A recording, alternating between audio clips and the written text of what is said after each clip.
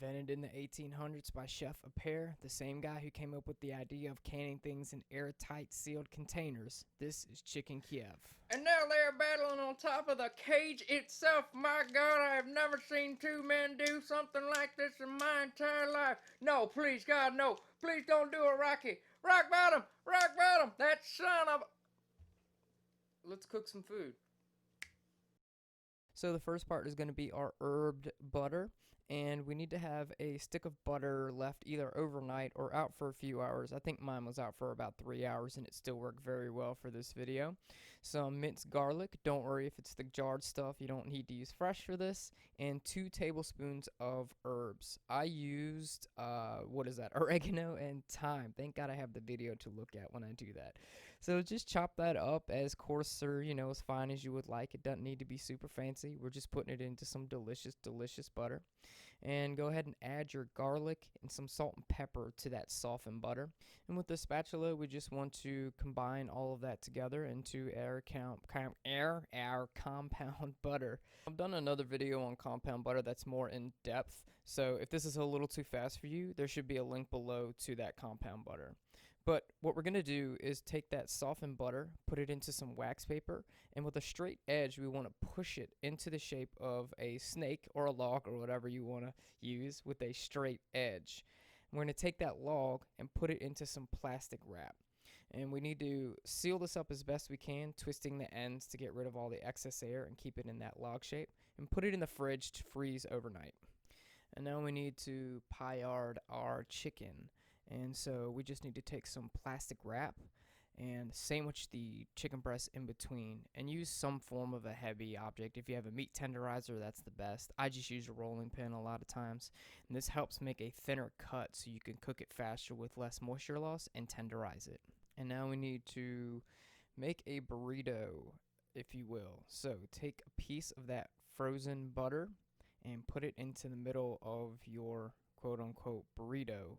Now replace the tortilla with a raw piece of chicken and your beef, cheese, lettuce, and tomato with a frozen stick of butter. So not really like a burrito at all, but we're going to use the same method. Tuck in the sides and roll it over until that butter is inside. And we need to do the same method as before, where we twist those ends tight, get all the excess air out, and then put it in the fridge for at least a couple hours.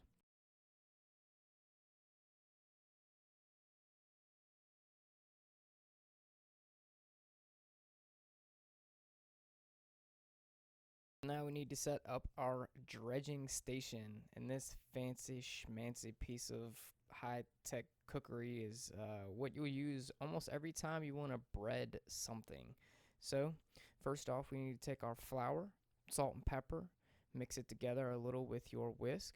We're going to take a whisked egg and 4 ounces of milk in the second one.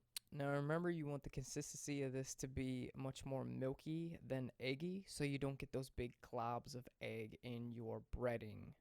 And in the last bowl or container or plate, whatever you're using, you want to put your breadcrumb of choice, whether it be panko or just regular Italian breadcrumbs. And now we need to introduce you to the wacky duo that is wet hand, dry hand.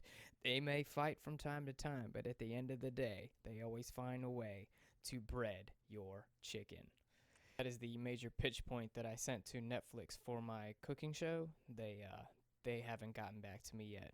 It's also the technique we need to do when breading our chicken. So designate one of your hands as a dry one and a wet one. So my right hand is my dry, my left hand is my wet. So I only do the flour with my right, and the egg wash I do with my left. Now I go back to the dry ingredient with my right hand and roll it with that, so you don't end up breading your own hands in a way. And this station comes in really handy if, say, your chef comes to you with about 20 minutes left before dinner service because he wants you to bread 50 orders or something because he just came up with the idea. So then you can have a nice, neat, clean station that you can bread those things for 15 minutes, then go to the bathroom and cry for 5 minutes before service starts so no one else can hear you. Sorry, got sidetracked there for a minute. Back to the recipe. So I went with canola oil in this recipe because it's got that high smoke point, which means it can get very high temperature without smoking and burning down your house, which is always a plus. And remember to bring it just a little over 350 because when that chicken Kiev hits, the temperature will drop quite a bit. So I replaced the F word with the term banana hammock when I mess something up in the recipe. So this banana hammock moment is the silicone tongs ripped off some of the breading and that cutlet was just too frozen. So I don't recommend putting it in overnight like I did.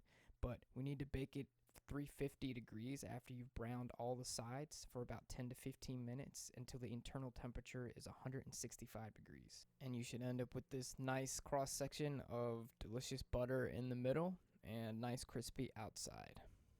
And we just did ours with a side of asparagus and some couscous, and it paired really nicely with the 1945 Chateau de Baguette Chalet de Bluff of the Riesling area of the. I'm just playing. We just had it with some old carbonated white grape drink. Peace out. See you next time, my loves. Hey, thanks for watching that video. There's more like it down here. And if you enjoy them, please don't forget to subscribe. Till next time, you came, you sauteed, you conquered.